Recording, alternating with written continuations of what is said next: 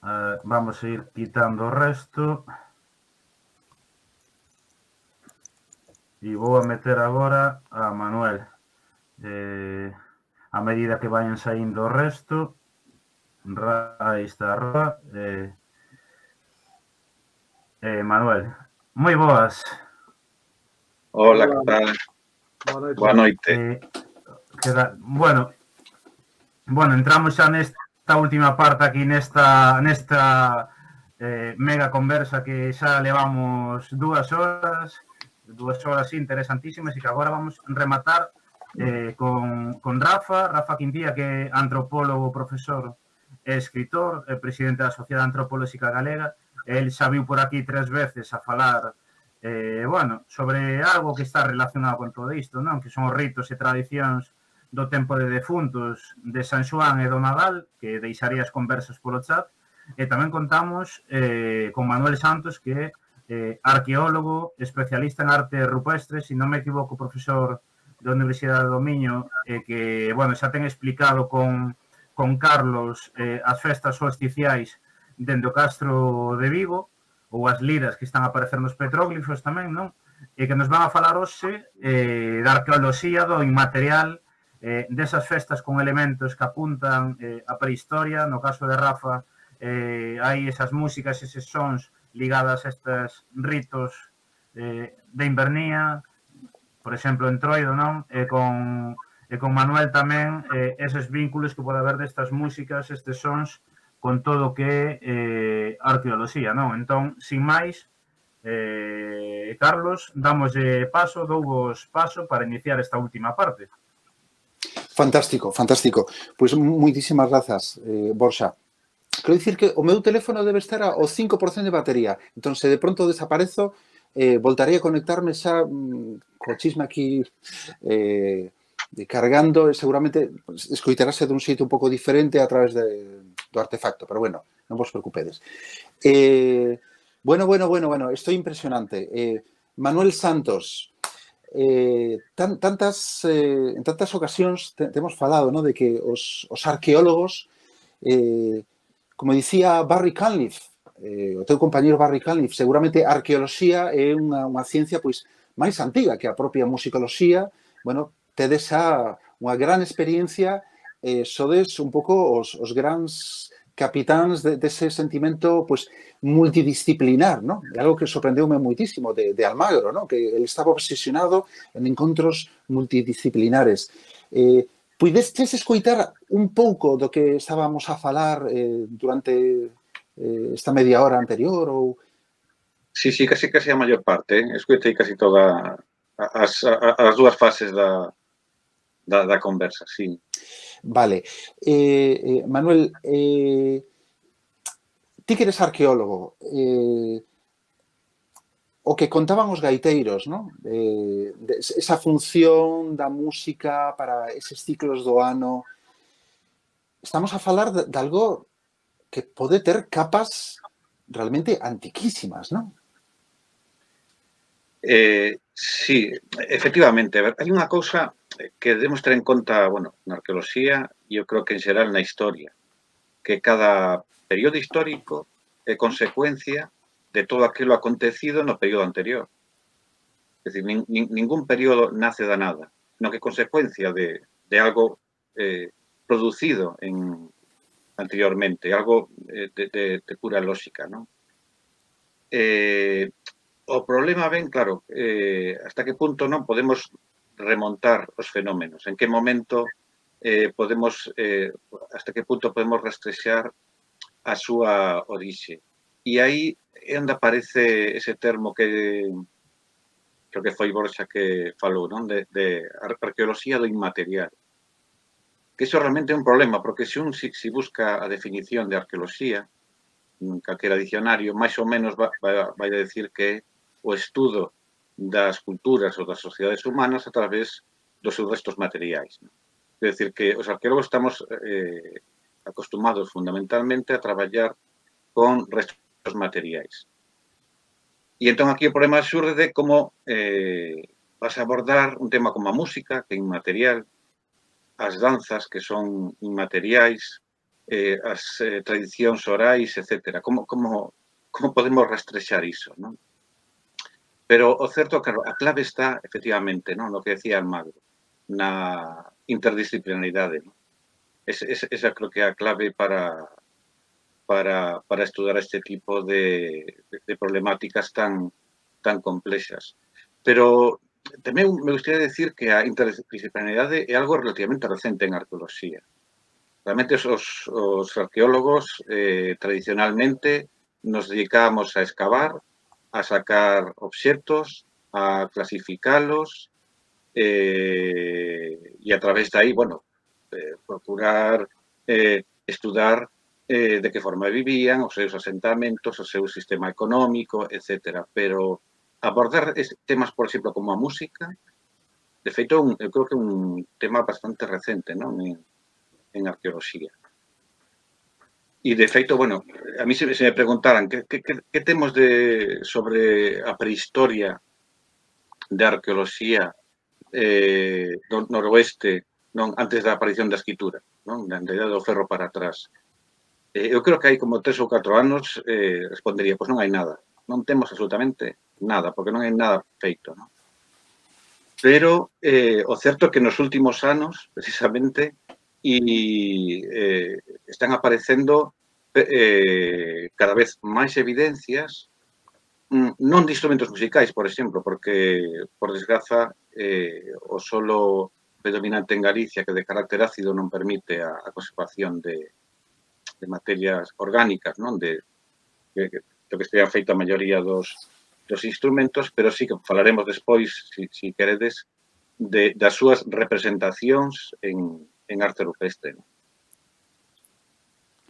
É fascinante. Bueno, creo que podemos anunciar xa que Manuel Santos ten atopado xa non unha, senón varias liras atlánticas en petroglifos de Galaecia, correcto? Sí, sí. Mira, a verdad que é curioso, con esas cosas do destino. Eu creo que cando empezamos a falar, Carlos, entre máis eu, sobre o tema da música na prehistoria, foi alá polo 2016, creo que facía como 15 días, 3 semanas, que aparecera a primeira lira de todo o noroeste representada, non? Casualmente.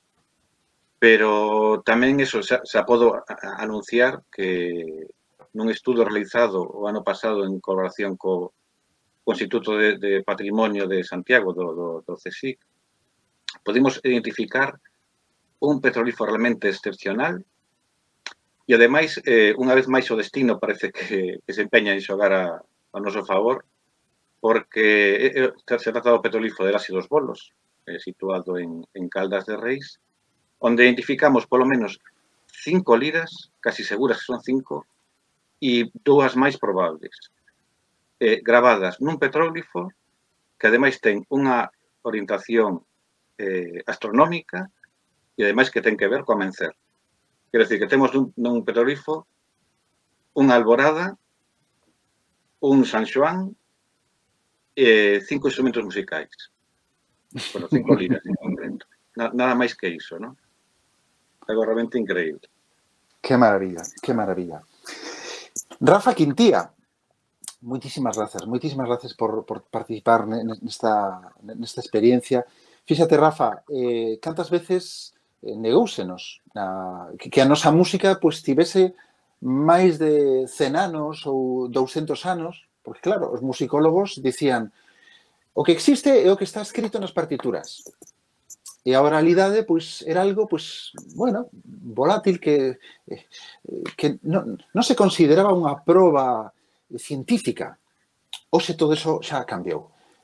A musicoloxía xa está estudando a oralidade, hoxe pouco a pouco, o que antes podía ser unha fantasía, non? De pasar da gaita que hoxe coñecemos, ou das pandereteiras, as nosas músicas tradicionais, facer unha ponte cos petróglifos, era un romanticismo.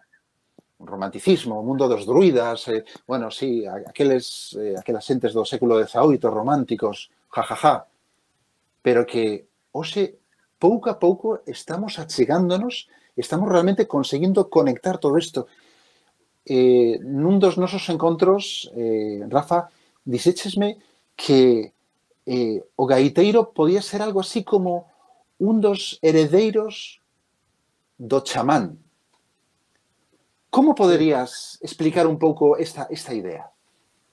Bueno, é así como un titular, non? Pero contextualizando un pouco o que dis, bueno, antes de nada, boas noites a todos, boas noites, Manuel, e a toda a xente que nos ve. Sí é certo, non?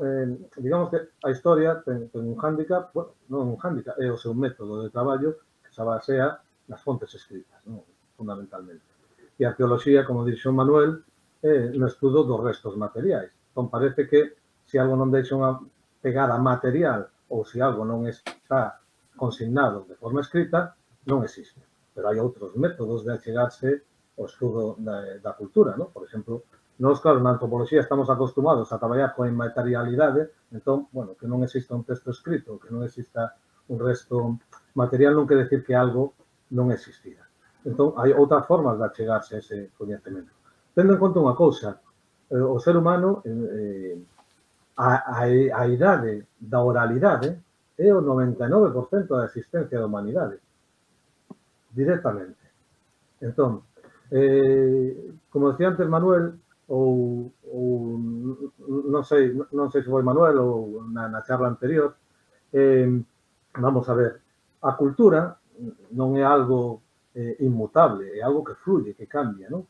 Nin todo é novo, nin todo é un fósil. A veces pensamos que, bueno, isto é ancestral e que foi inmutable durante miles de anos. Non, as cousas van se refacendo. Pero eso non quere decir que non haxa un fío de Ariadna que conecte moitas veces o presente co pasado, porque a cultura é como estes doces mil hojas, onde se van superpoñendo capas e a veces podese facer unha incursión de forma transversal e notar acenos, notar trazos, ¿no?, de pervivencias que se remontan a ese pasado.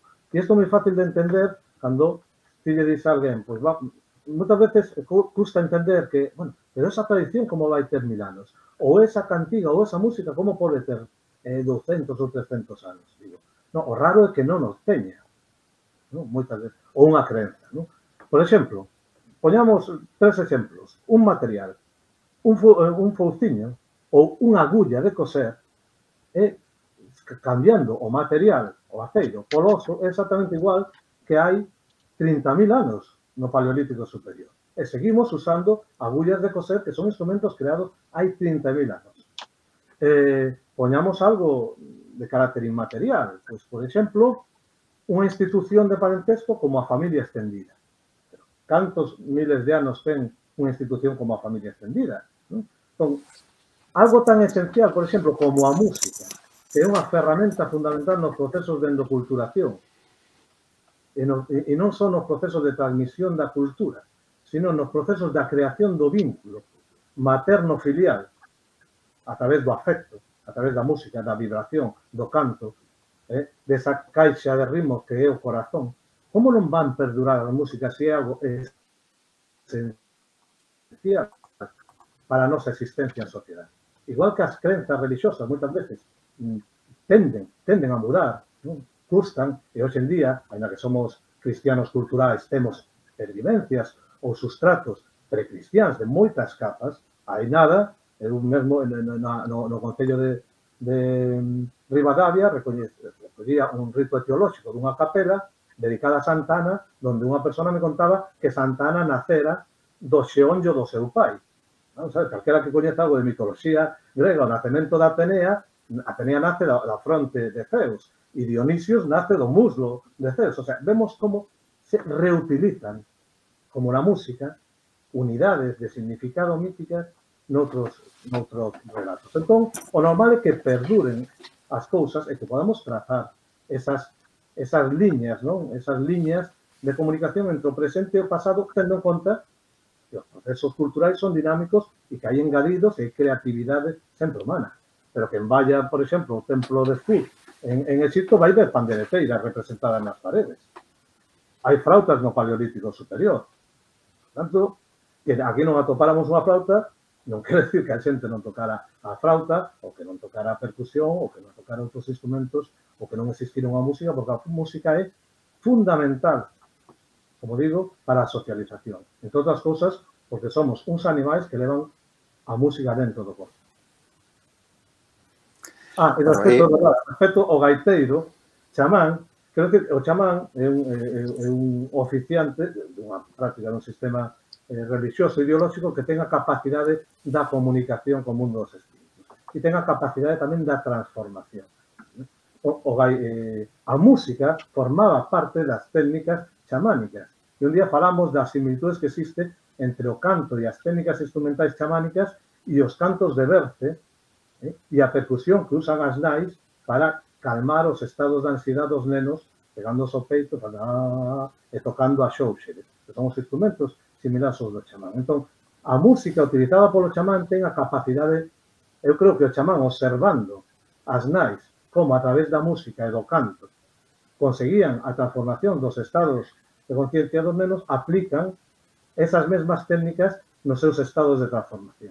E o gaiteiro, como representante da música, a través da música, por seu poder, non só lúdico, sino ritual, conseguía tamén a transformación dos estados de conciencia dos propios participantes, pois nas serán, nas xuntanzas, ou se queredes falaremos do tema da alborada e dese poder que teñen ese tipo de pezas de carácter cíclico e de trance. Por lo tanto, nese sentido, o gaiteiro, con esa capacidade que ten da transformación dos estados de conciencia a través do uso da música, podería se equiparar aos chamáns. Maravilloso, maravilloso. Hei de confesarvos que a miña experiencia de gaiteiro, nada, eu tiña apenas 8 aniños. Só sabía tocar 2 pezas, unha muiñeira e unha alborada. Levaba moi poucos meses tocando gaita. Fun a unhas festas co meu pai na Mezquita, en Ourense, de onde era a miña familia paterna. Esa noite...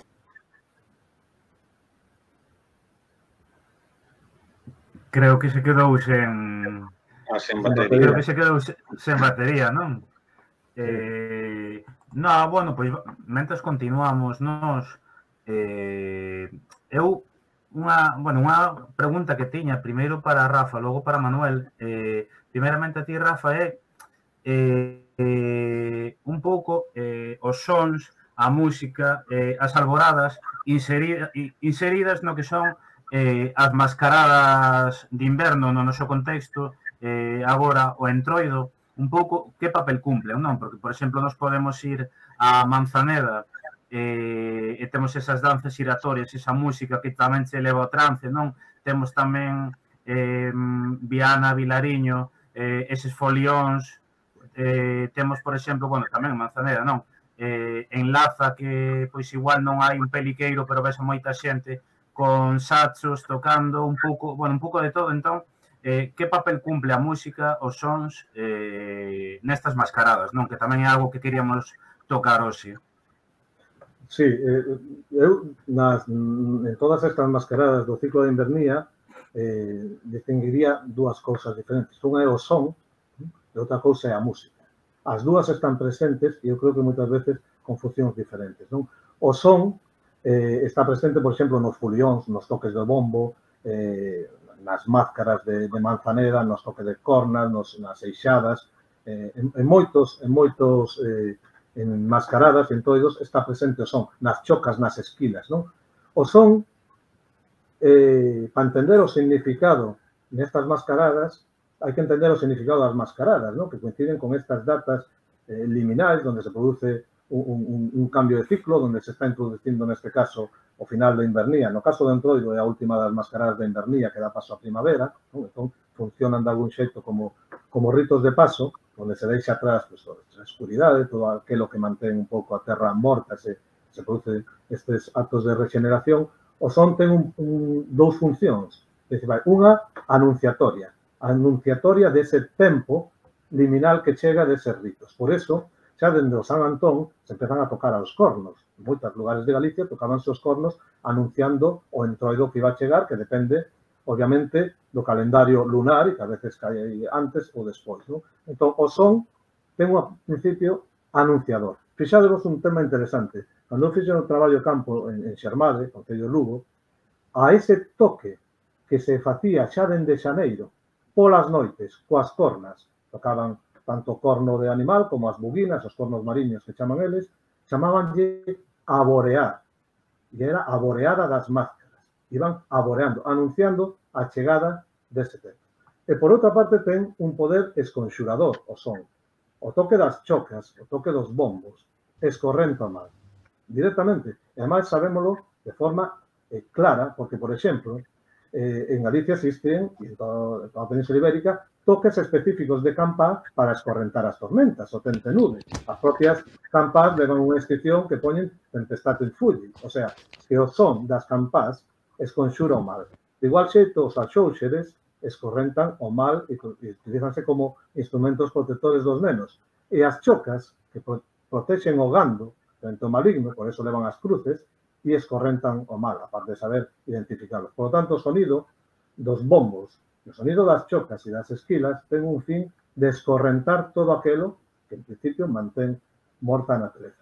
E despois temos a música. Como festa, ritual, ten moitas capas. É eso que decía Marcel Mauss, un feito social total, inclúe moitos aspectos. E ten unha componente lúdica, todas as mascaradas teñen componentes lúdicas. É habitual no tempo de entroido, de feito o tempo de entroido normalmente coincide co final dos seráns, fiadeiros, ruadas, porque xa chega a primavera, chegan as festas patronais, hai máis momentos de socialización.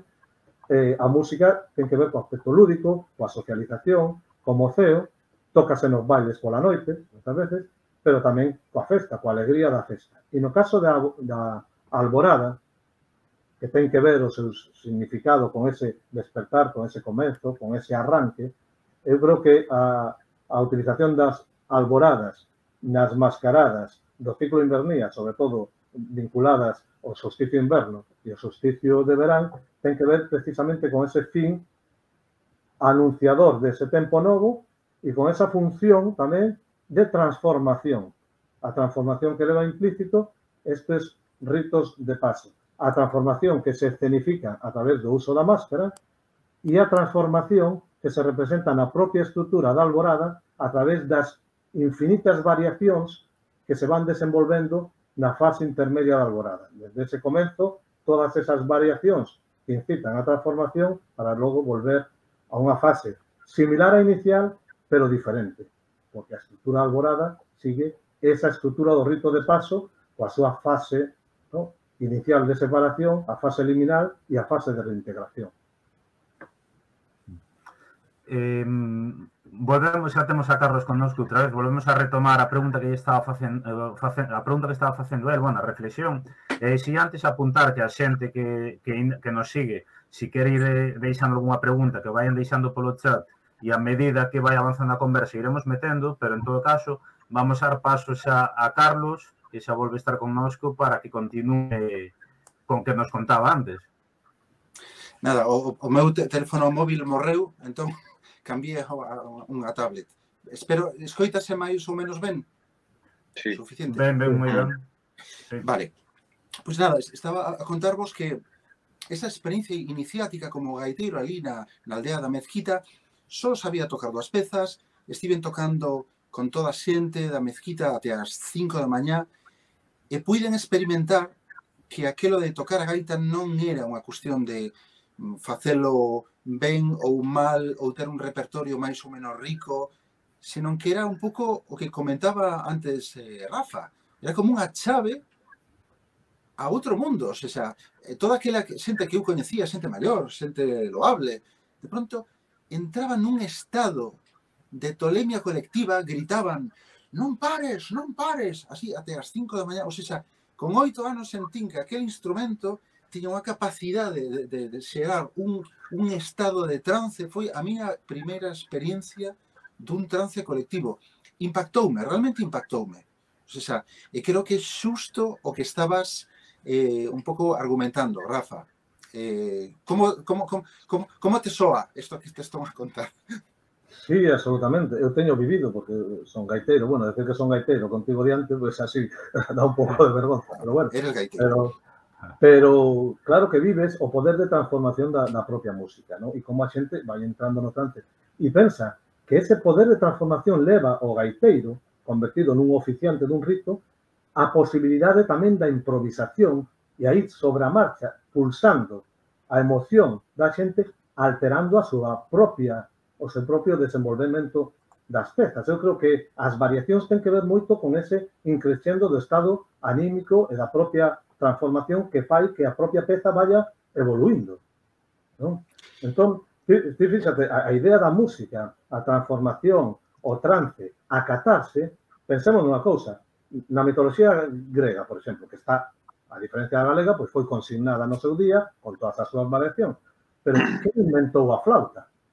Pan, o semideus Pan, semideus pastoril que vive nos bosques, asociado á fertilidade, á natureza, á regeneración, tamén a catarsis, aos ritos orgiásticos, inventa a flauta. Relacionado con mito asociado con unha ninfa, moito máis complexo, pero a flauta, na propia mitoloxía, ten un origen pastoril asociado precisamente a determinados estados que se producen a través da execución de determinadas, eu creo que de determinadas músicas máis propicias para ese tipo de transformación e a eses climas que se crean neses encontros onde o auténtico oficiante é o gaiteiro. É que é impresionante, o sea, por exemplo, cando os arqueólogos, Manuel, falades desto que chamades a longue durée, ¿no? De que hai cousas que non desaparecen, non morren, sino que, bueno, como comentaba Rafa, ¿no? Vanse adaptando aos momentos, pero a tradición continúa. O mellor os obxetos cambian, pero hai un continuum aí. É curioso porque comentaba Rafa o tema dos pastores e tal. Pois mirade, o que se considera unha das primeiras representacións da gaita no mundo é un gaiteiro da época helenística en Grecia que era un pastor, e aparece a gaita vinculada a un mundo bucólico do pasado.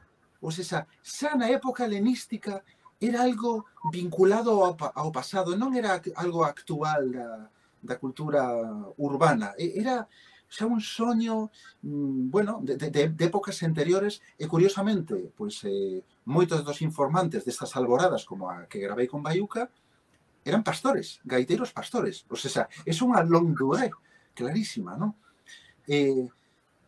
Con todas estas cousas que íamos falando, este tipo de ritos,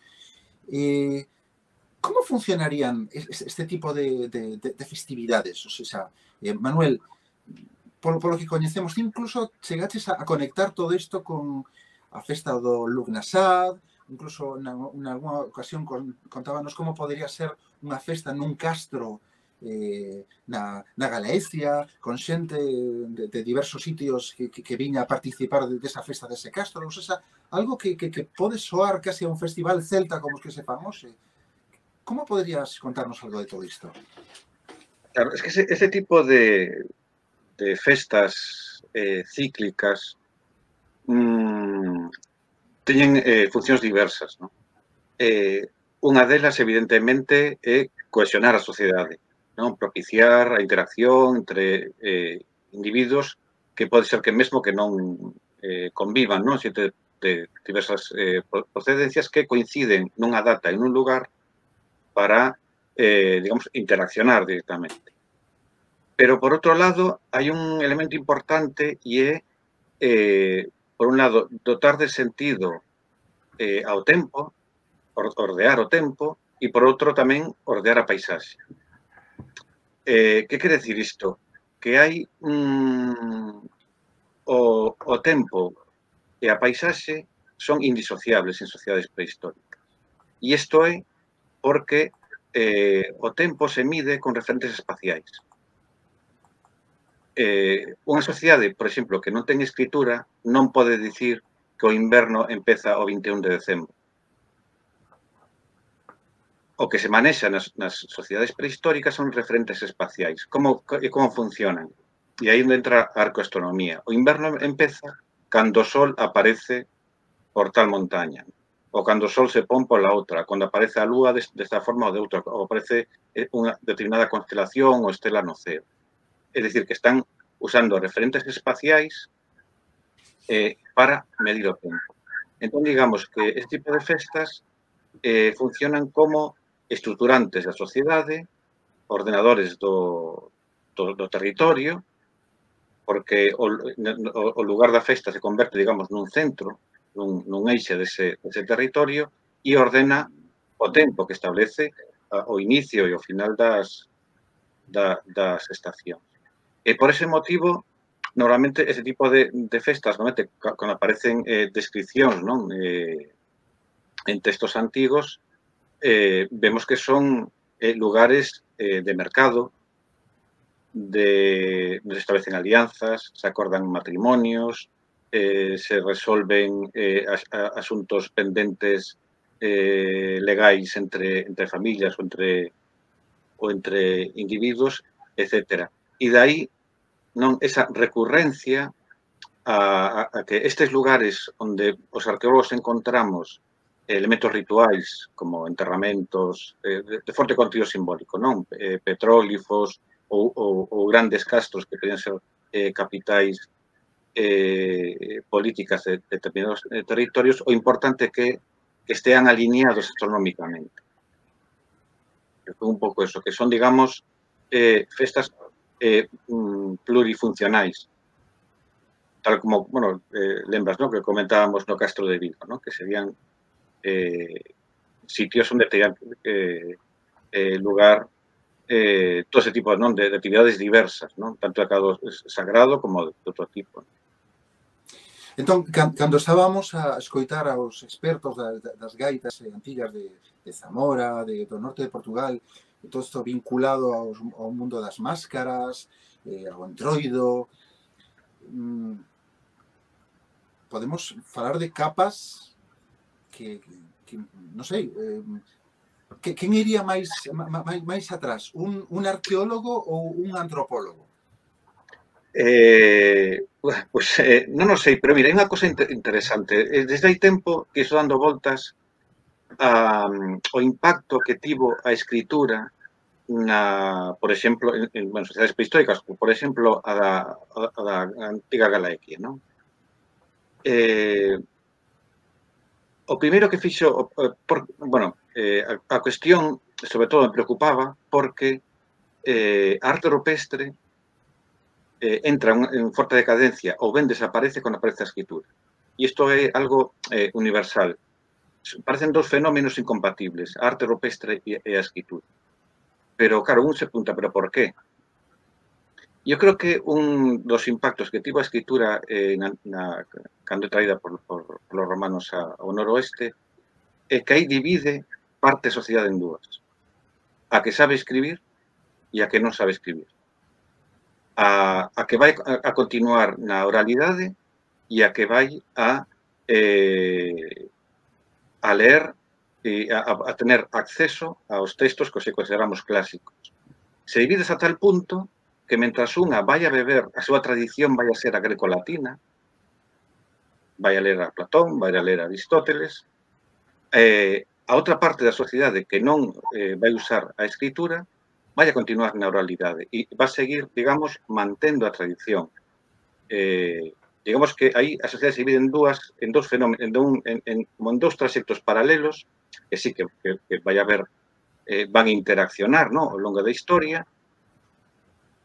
E entón, a cuestión é, non só non temos problema en recoñecer nos nosos sistemas políticos, filosóficos, de pensamento en xeral, recoñecer, por exemplo, aos filósofos gregos do século V a.C.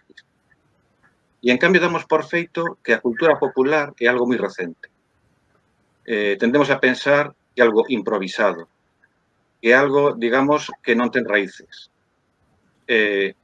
Ou, polo menos, que ten unhas raíces moi recentes. Pero o certo é que a oralidade ten unha capacidade tremenda de perpetuarse. E por qué? Porque ten os seus propios mecanismos de manter a memoria. E como mantén a memoria? A través da repetición, a través da música.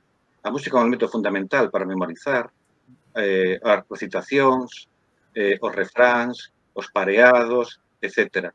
Esa repetición constante é o que permite conservar na memoria ao longo de milenios. E aí, bueno, cando falaba Rafa de Santa Ana, que naciu a partir do xeonllo do seu pai. Efectivamente, está, digamos, actualizando un mito, ¿no? Y yo creo que é posible. Eu me acordo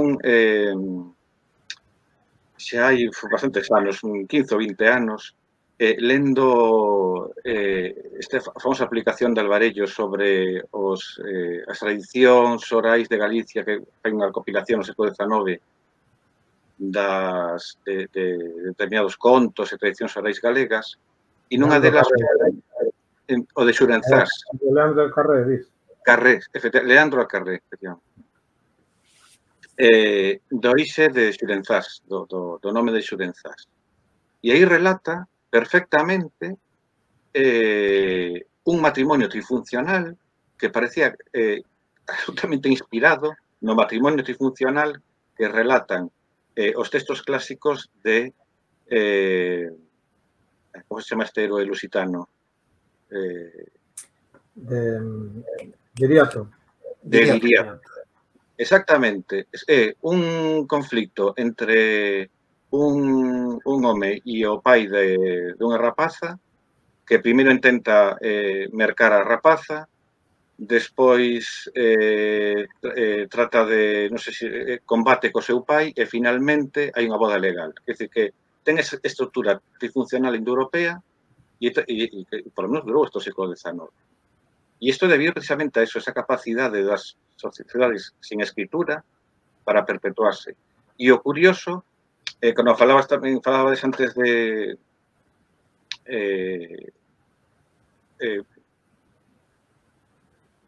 pasemos entonces agora. Sí, por eso que moitas veces, cando falabas de que dura máis, non? O etnográfico ou o arqueolóxico. Eu creo que moitos aspectos ten mudado nos últimos milenios infinitamente máis a tecnoloxía que as tradicións orais.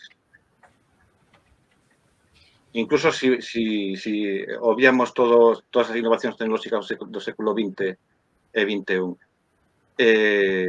É curioso, non? Como, a pesar do cambio de modos de vida, do cambio da estrutura social, da aparición de novas tecnoloxías, como as tradicións consiguen adaptarse, non?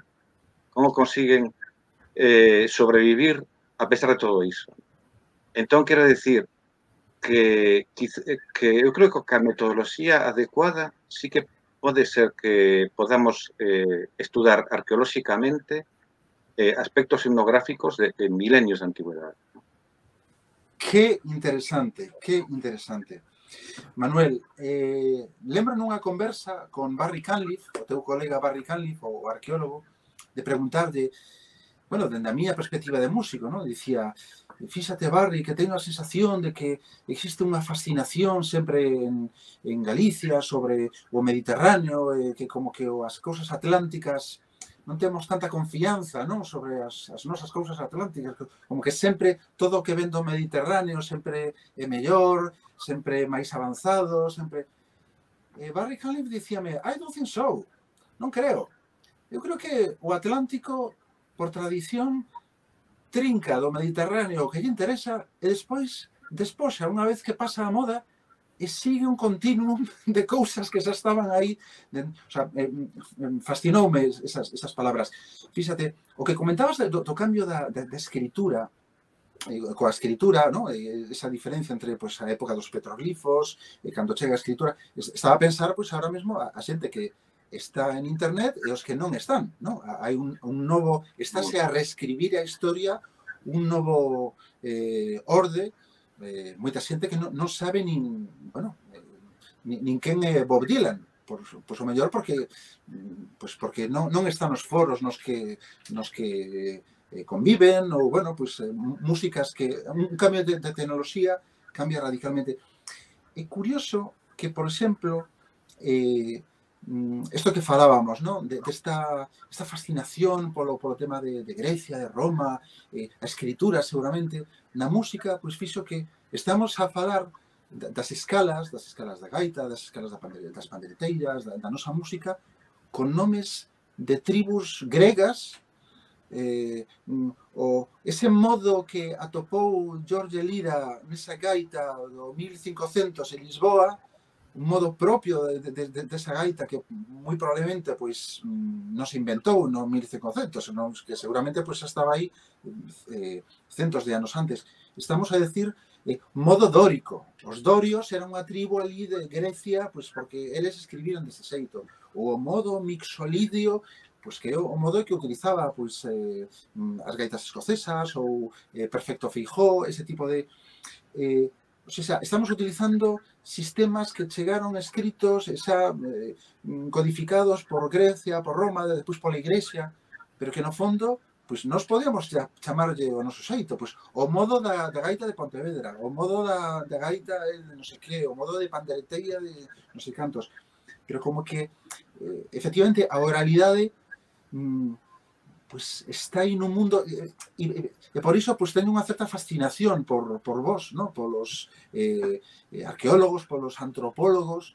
Entón, quería preguntarte, Rafa, esta alborada que gravamos con Baiuca, que é como un continuum que van cambiando esas células, decíamos que era como música molecular, que na Idade Media ese tipo de composición pues, chamaban centonización, ¿no? Pequenas moléculas que intercambiables. Pues. Comentabas, Rafa, que algo así existe nos mitos, na creación dos mitos, como se conforma un mito. Sí, sí, absolutamente. Eso estudiou moi ben no seu día o antropólogo belga Lévi-Strauss, ¿no? Digamos que habería que, se collésemos un trespés, unha estrepia para cociñar, poríamos nun pé a lingua, ¿no? A linguaxe. No outro pé teríamos a música, en outra cosa, en outro pé a mitoloxía, ¿no? A linguaxe traballa en 3 niveis, o fonema, a palabra e a frase, ¿no? A música traballa normalmente, basicamente en 2 niveis, as notas e as frases melódicas. E a mitoloxía, igual que a música, traballa en 2 niveis, non? As palabras e as frases. As palabras é o equivalente ao que nós chamamos os mitemas, unidades mínimas de significado, que se van reensamblando, reutilizando, para configurar novos mitos. É dicir, os mitemas son como as variacións, dun tema na música. Entón, os mitos vanse creando por combinacións de mitemas que van mudando, van variando, se van reensamblando nun proceso que Lévi-Strauss chamaba de bricolaxe. Entón, con esas pezas vamos reensamblando e creando novos mitos, ¿no? E eses mitemas, esas unidades, ¿no? Son as unidades mínimas de significado. É dicir, eu podo ter un mitema, xa non entraríamos a máis profundidades do que un mitoloxema, pero un mitema podría ser, pois eso, un castigo diviño, ou asolágase unha cidade, ou a búsqueda do lume.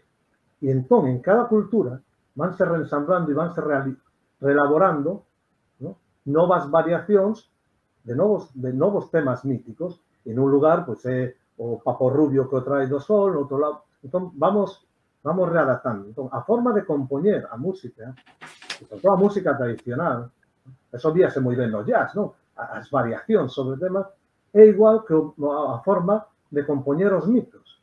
Porque o mito e a música é do máis antigo da humanidade. A linguaxe é o total. A linguaxe basease no son e no significado. A música destaca o aspecto sonoro e o mito destaca o aspecto do significado. E iso se conxuga a través da linguaxe. E a música, ao final, é unha linguaxe sonora. E a mitoloxía é unha linguaxe simbólica para transmitir ideas, non? Por eso, eu, lembrando a Oreste Plat, que era un folclorista sudamericano, decía que debe merecer igual respeto a relativa inexactitud de un texto mitolóxico que a exactitud relativa dun texto histórico, non? Porque a tradición ten ese valor testemunhal. E como decía Manuel, apostillar o tema este da escritura, non? A escritura permite transmitir saberes, coñecementos, historias ao futuro. Pero ten outra parte, e é que corta ás veces o fluxo da creatividade. En moitas zonas de África, as partituras, a música escrita, chamanlle música morta. En cambio, a música popular é algo vivo, dinámico, porque ti podes estar variando, recreando. Entón, a literatura oral, a tradición oral, é algo vivo, porque sobre un fondo común ti podes reelaborar cada vez que o transmites. E entón, como está vivo e é dinámico, sigue funcionando, sigue servindo, cumple unha función e iso fai que se perpetúe. Cando ti ves os primeiros tratados, por exemplo, sobre a mitoloxía clásica, que como foi consignada, non sei, a teogonía, ti ves os primeiros textos de mitoloxía son moi diversos, moi variantes, hai moitas historias diferentes sobre o nacemento dos deuses. Cando eso se consigna por escrito, queda como unha verdade absoluta e a partir de aí o mito é así. Pero hasta ese momento, na oralidade, permite esa plasticidade que é algo propio da música popular e algo que se ve, por exemplo, na peza que fixetes, que é impresionante, da Alborada, as variacións, a flexibilidade de coller elementos, outras estruturas, outras unidades sonoras de outras pezas e ir reensamblándolas, porque é unha forma de mantelo vivo.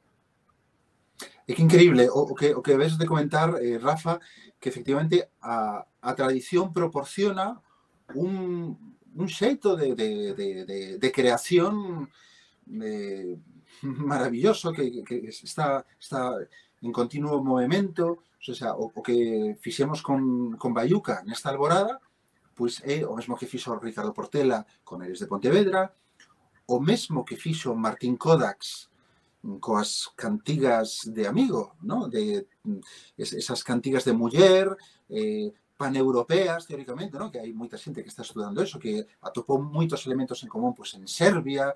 É posible que esteamos a falar de sistemas pues eso, paneuropeos ou incluso máis alós, cando esa sensación de que cando imos a cousas moi antigas de pronto son moi comuns en moitos lugares da humanidade. Como funciona iso? Funciona como un funil, directamente. Eu penso que canto máis antigo, canto máis común, máis antigo. É o paso na historia do tempo o que vai permitindo digamos, a complexidade das sociedades, os cambios sociais, a diversidade cultural, o incremento da población vai permitindo novas fórmulas, novas combinacións. Pero canto vais abaixo, máis homoxéneo.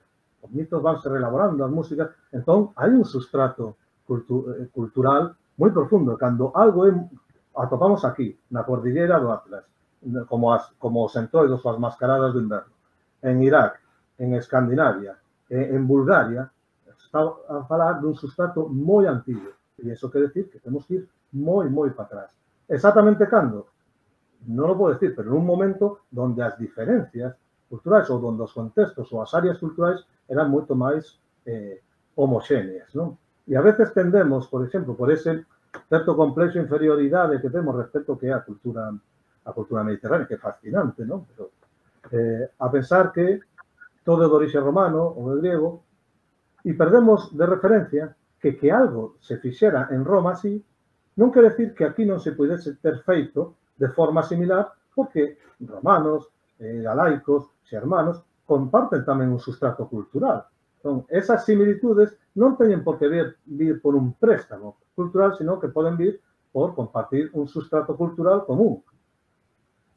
Totalmente. Estaba encantado o colega de Manuel Santos, Barry Cunliffe, co descubrimento dunha roda dun arado romano, o que chamamos aquí arado romano, é que claro, que era da idade do ferro, non? O sea, anterior á chegada do romano, tende logo ali, naquelas illas, un pouco a demostración de eso, non? De que, claro, Roma, Grecia, puxeron un novo orden, escribiron, pero como que seguimos a manter unha certa desconfianza nesa oralidade, nese proceso tan noso, e desde logo na música un pouco a sensación que temos en xeral é que vivimos nun lugar do mundo moi privilexiado, porque, como dicía antes Alberto Jambrina, eses pastores que tocaban a gaita, esas tradicións orais dos gaiteiros, das pandereteiras, non é un revival, non é algo que se aprenda no conservatorio,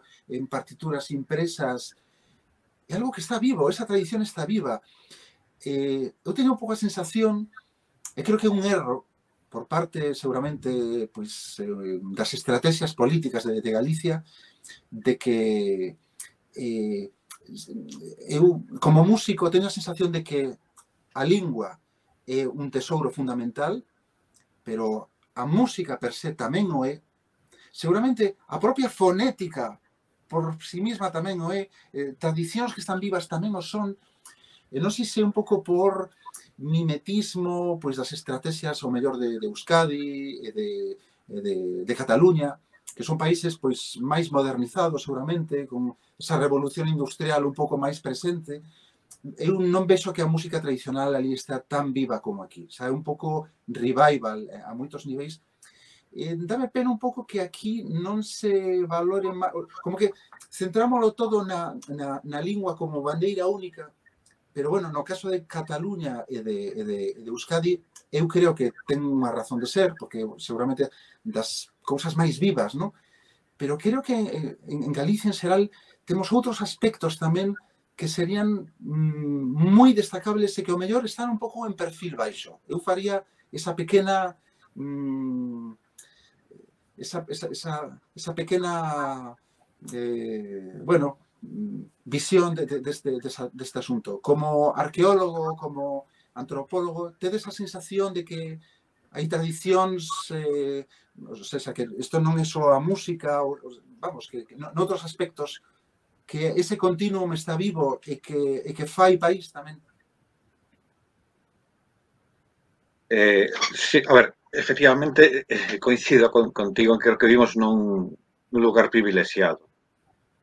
Eu lembro cando estive facendo un traballo sobre os curros, que aparte, cando lle contas isto a un estranxeiro, claro, alucinan, non? Cando lle explicas que é un curro, porque non hai nada semellante creo que en unha parte do mundo, me parece, polo que estive intentando buscar. E o sorprendente que, quitando o curro o famoso curro na estrada de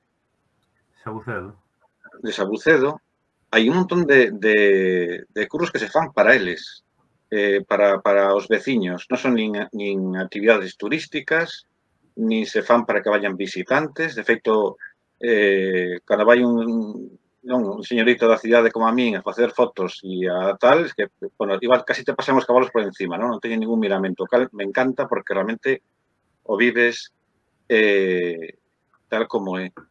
E o increíble, bueno, afondando no estudo dos curros, cando dime conta que a distribución das representacións de mandas de cervos e de cabalos na arte rupestre coincidía bastante ca distribución dos curros na actualidade.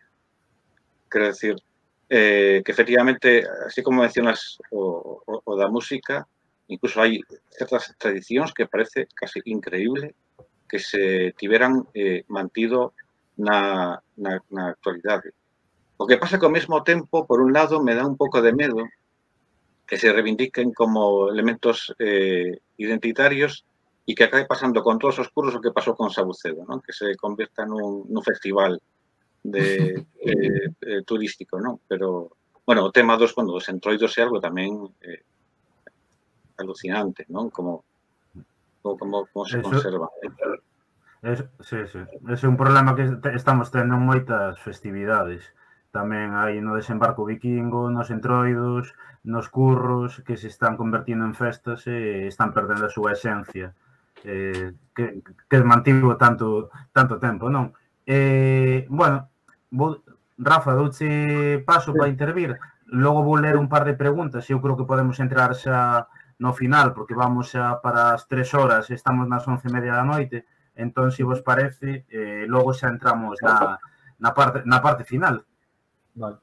No, eu estou totalmente de acordo co que di Manuel, non? Sobre esa... eu a veces utilizo un termo que é da arqueoloxía, que é a potencia. Cando vamos falar da potencia, do sustrato, a cantidade de capas, pues, a nosa cultura ten unha potencia brutal, non? E o que noutros lugares son reseñas etnográficas en libros decimonónicos ou mitos, aquí son realidades vivas. E iso é un tesouro. O que pasa é que tendese a ver eso como algo asociado a coñecementos subsidiarios, cousas de antes, supersticións, todos estes prexuizos, ¿no? Estes aspectos complexos de inferioridade respecto á propia cultura e á propia identidade, cando realmente temos un auténtico tesouro. Non quer decir que a nosa cultura sexa un fósil morto, sino que é tan dinámico, tan potente, que estes ritos siguen tendo funcións e por eso perduran. Entón, por exemplo, as mascaradas. Existen mascaradas en toda Europa, maravillosas, en Bulgaria, pero que aquí temos todas as variantes xuntas, todas as diversidades, todos os matices, todos os ritos que configuran as mascaradas, témolo aquí. Temos tradicións como a das rapas da besta, os curros, que cando deixan de cumplir a función social que teñen, se transforman en produtos turísticos, deixan de ser un rito participativo para ser unha performance. Entón, acabouse. Xa é unha recreación, ¿no? Pero siguen vivos. Decía, por volver a citar a antropólogo que me gusta moito, Levi-Strauss queixábase nun libro que fixo no seu día, Tristes Trópicos, unha especie de autobiografía, que tiña que andar 3 meses pola selva do Amazonas tal, para recoller un mito. E digo, pois pásache por non vivir en Galicia, porque eu saio pola porta, aquí, na parroquia de Alao, podo recoller mitos vivos, ¿no?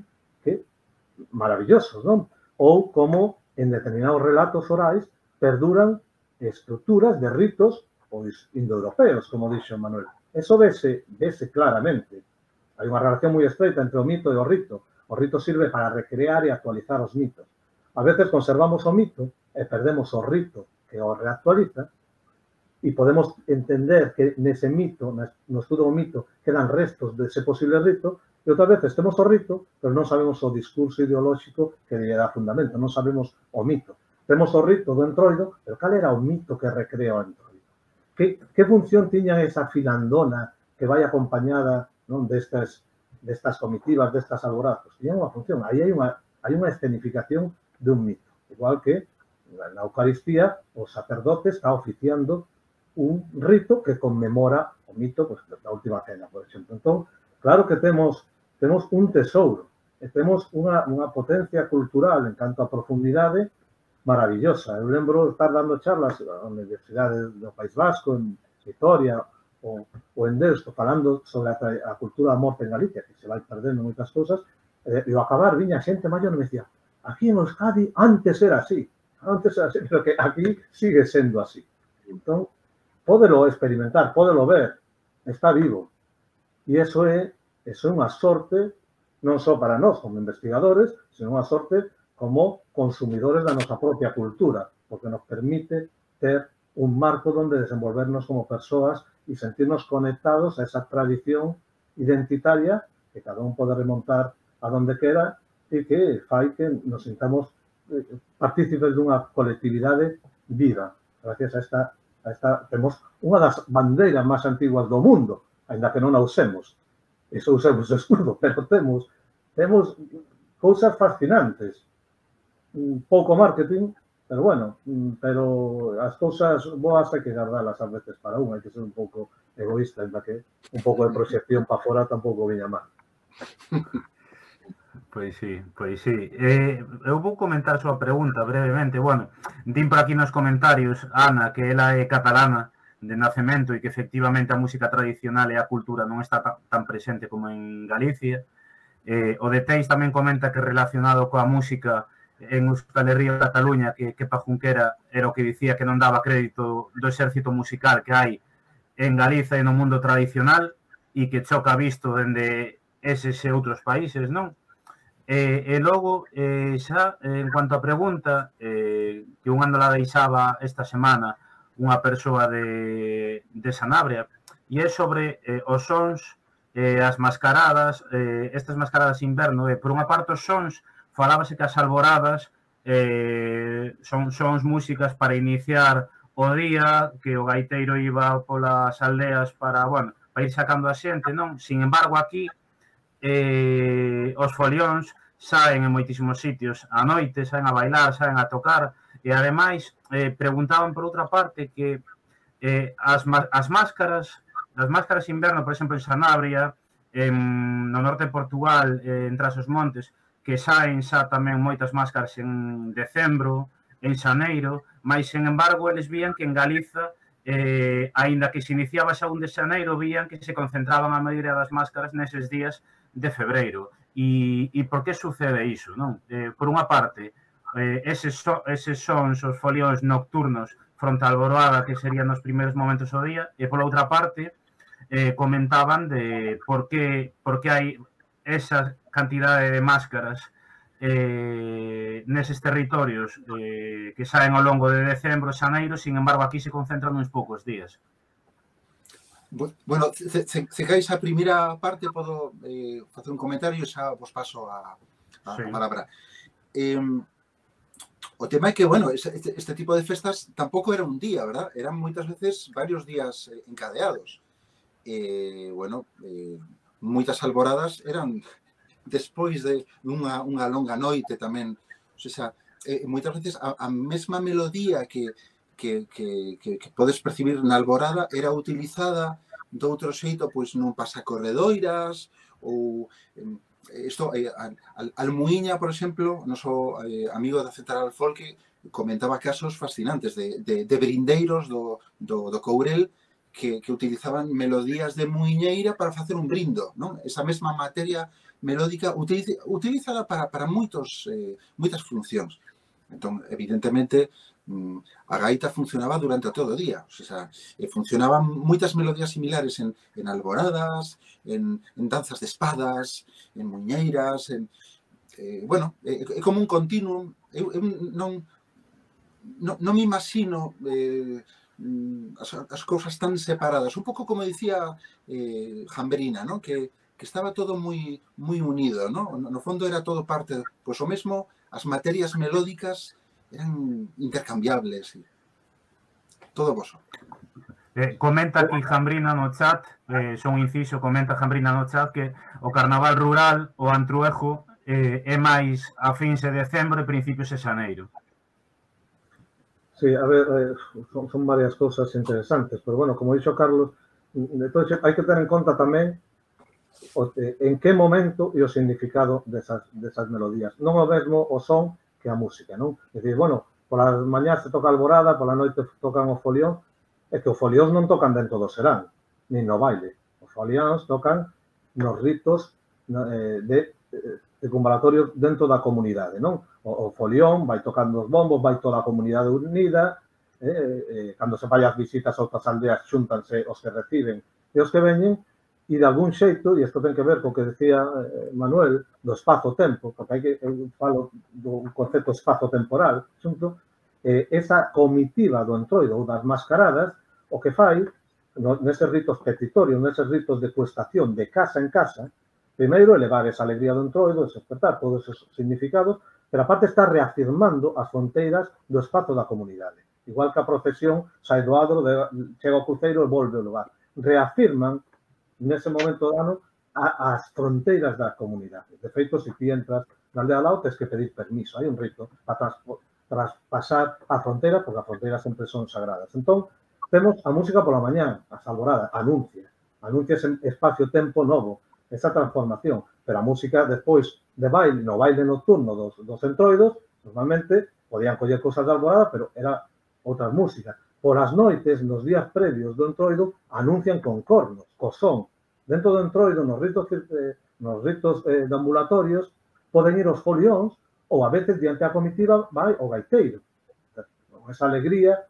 Entón, depende do momento e depende tamén do significado e do espacio-tempo. Non é algo, como di Carlos, tan así. Hai que entender a estrutura que está detrás.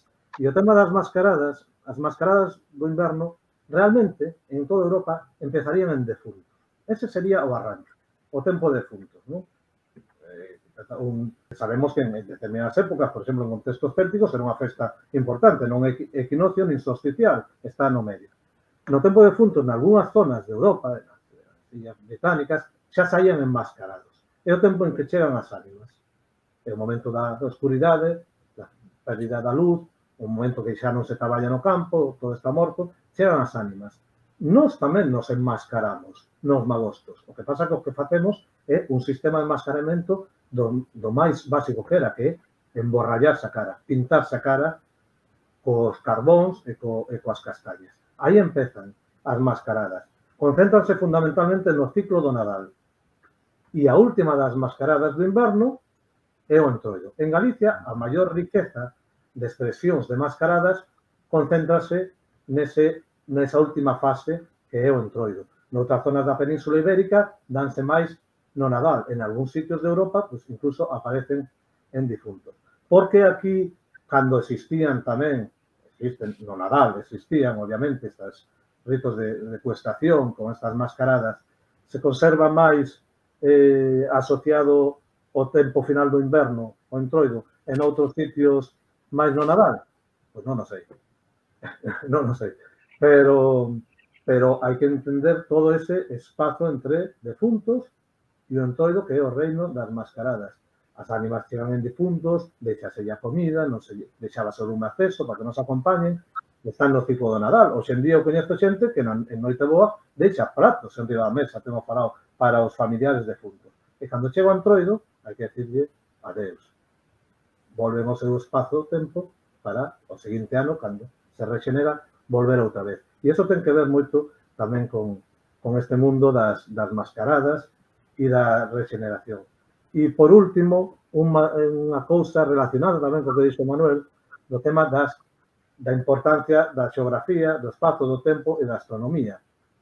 Como sabemos que chegaba o Entroido ao final do inverno, ao comezo da primavera, entre outras cousas, e a necesidade de facer ese último rito das mascaradas? Cando o oso sai da hibernación, que coincide coas lúas, os ciclos lunares da lúa nova. Por eso o oso é un dos protagonistas en todas as mascaradas de Europa do Entroido. El sai da cova para anunciarnos que acabou o inverno, según o ciclo lunar que corresponde. ¡Qué maravilla! Bueno, claramente, Rafa é máis búho que alondra. O sea, Rafa, ti estás on fire. Bueno, eu estou moi de traballar de noite, me quedo tranquilo, entón escribo e tal, entón de deitarme moi tarde, o sea que non teño problema. Sí, eu creo, non sei se ti, Carlos, tes algunha reflexión final para ir dando peche para deixar a Manuel e a Rafa ir a dormir, que aparte me consta que Rafa se estivo dando clases pola tarde, agora ten clase pola noite, e a partir das 10 xa son xa ten que cobrar nocturnidade, entón nada, non sei se tes algunha reflexión final, Carlos.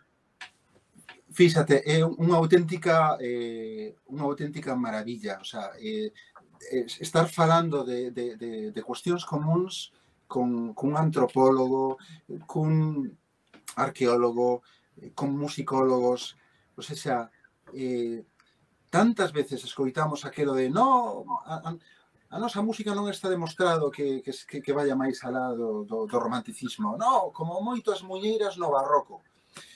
Non está demostrado, non está escrito. E de pronto, facendo estes equipos multidisciplinares, estamos chegando... De pronto, hai xente que está estudando as músicas dos bardos de Gales, das liras atlánticas. Xa temos partituras daquelas liras atlánticas, a double tonic famosa que atopamos nas liras e nas gaitas. De pronto, Manuel Santos atopa liras moi semellantes ás que se atoparon en Bretaña e en Escocia, aquí en Galicia. O sea, estamos conectando todos estes mundos. Eu creo que estamos ante un momento interesantísimo. Van xurdir cantidad de cousas. E a mí o que me encantaría sería algunha vez, pois, non sei, levarvos, Rafa, Manuel, ao escenario con nós, facer cousas xuntos, porque creo que é super interesante todo isto. Eu encantado de estar con vos, vamos. Placer compartir con Manuel, contigo, con Borja, estas conversas que creo que son tan necesarias para, de verdad, mostrar esta multidisciplinar a hora de achegarse a temas tan complexos como os que estamos tocando, que sempre unha soa perspectiva non é é necesario abrir as nosas lentes a hora de afondar nestes temas. Simplemente decía o meu mestre, contaron unha vez un mestre arqueolóxico, Felipe Criado, que moitas veces as grandes ideas non xurden nos laboratorios ou nos sitios de investigación, sino que moitas veces xurden nas cafeterías da universidade, cando, por exemplo, un arqueólogo se encontra con un químico e empezan a charlar. Ou se encontra un arqueólogo con un físico e se poñen a falar cada un da súa investigación e nese momento encontran un punto en común, non? E aí cando nace esta interdisciplinaridade é onde moitas veces nacen ideas inesperadas e onde se rompen, digamos, muros de investigación e permiten ver novos horizontes. Por iso tamén estou encantado de estar con vos, de falar de todos estes temas e nada, que a continuar, vamos. Encantado de continuar con vos. Pois, Borxa, estamos nas túas mans, de verdade que é un placer, orgullo galego, estades a facer unha laboura increíble, bueno, ti un crack. Nada, eu agradecervos a vos, Rafa, que pasa a ir agora, non? Rematar isto para irse a... Bueno, unha homenaxe aos amigos do Antoio Ribeirao de Santiago Arriba que este ano non poden sair, unha máscara de volante. Unha das expresións máis impresionantes das máscaras que nos levaría a falar incluso de algunha representación da Turquía neolítica. Pero bueno, ese é outro tema. Os volantes e chantadas, sí, señor, sí. Nada, eu agradecervos, Rafa, Manuel, o resto da xente que participou, a Carlos especialmente, eu creo que foi unha conversa super interesante, moitísima información, que eu creo que isto daba incluso para organizalo en 2 días e estar falando aí de tantas cuestións tan diversas. Para nós é unha honra poder contar cunha conversa así como a de hoxe. Ademais, hoxe eu fixábame no chat que había aí comentando unha rapaza de 19 anos, un rapaz de 25, unha muller de 60, un home de 55. Se había xente de distintas idades, distintas xeracións, moi interesantes, aportando comentarios moi interesantes e que nada, agradecervos. Nos agora vamos a despedirse a xente, a vos deixarvos marchar xa e comentar que, bueno, que mañá vai quedar isto subido en YouTube para que non puidera estar toda a conversa, porque xa é moi tarde, pero si poida haber eso, pois, anaquiños ou que era velo inteira e non puidera estar. Entón, nada máis, darvos as grazas novamente e deixo vos xa marchar. Vale, gracias a ti, Borxa. Boa noite, gracias. Chao, boa noite a todos. Parabéns. Chao. Chao, chao. Vamos a ver. Bueno, a ver que comentades por aí polo chat. Vamos a despedirnos xa. Bueno, non sei que vos pareceu as pouco máis de 30 persoas que quedades aí resistentes. Hoxe tivemos moitísima xente, máis de 90 persoas, pero bueno, eu entendo que levamos 3 horas e 18 minutos, moitísimo tempo para velo de golpe. Mañá a xente ten que traballar, pero bueno, en todo caso, eso vai quedar subido a YouTube para que poidades ver partes do principio, do final, do medio, que non poidaste seguir en directo, un contido moi sesudo, moi formativo, pero eu creo que é moi necesario e que ademais para nós eso é unha honra poder contar con esta xente que nos achegou Carlos para emitir nos nosos directos. Hoxe creo que batimos récord, 3 horas e 19 minutos en directo, batimos récord, pero bueno, eu creo que está moi ben e que isto xa sirve como inicio para estas semanas que van a vir de Entroido. Nada máis, eso, seguídenos en YouTube, tamén visitad a nosa tenda orgullogalego.gal, a nosa página web, perdón, a nosa tenda online, seguídenos en redes sociais, Importante tamén en YouTube activade a campá para que vos notifique cada vídeo que subimos, non? Que eso é importante porque se vos suscribides pero non activades a campá non vos notifica. E nada, eu espero que vos gustara moito, eu espero que isto sexa tamén o inicio de poder achegar máis contidos así, con Carlos e con moita máis xente. Ademais, as persoas convidadas, cada unha pola súa conta, teñen cuestións moi interesantes a aportar eles. Entón, nada máis. Vamos a irnos agora de Raiz, a ver se a estas horas hai alguén emitindo. E vamos para ali. Vamos a ver quen está. Un momentiño. Vale, estou vendo que está Miguel Figueiro Mosiño. As anteriores fixemos a Coego e a Mosiño, así que nos vamos ir a Xunto Fieiro o seu PAF, así que sumadevos aí as 31 persoas que quedades, dadelle aí e vamos para lá. Novamente eso, moitas grazas e nos vemos bueno, pois en seguintes directos, que a nosa idea ademais é facer algo por Entroido, vale? Veña, vamos para lá. Chao.